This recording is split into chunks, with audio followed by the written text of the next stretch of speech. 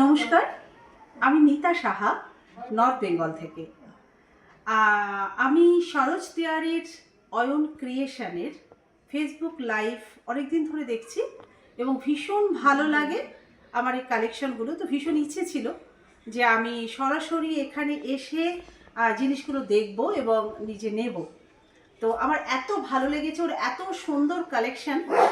তো আমি কলকাতায় এসেছি, কলকাতায় এসে সরাসরি চলে এসেছি, ওর সাথে ফোনে কথা হলো যে আমি আসতে চাইছি তোমার বুটিকটা দেখার জন্য।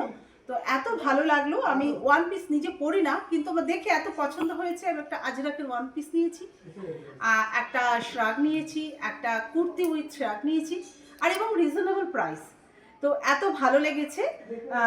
তো আমার ইচ্ছে ছিল, খুব ভালো লাগলো সরোজ ক্রিয়েশনে, অয়ন ক্রিয়েশনে এসে, সরোজ তিওয়ারি যার কর্ণধার।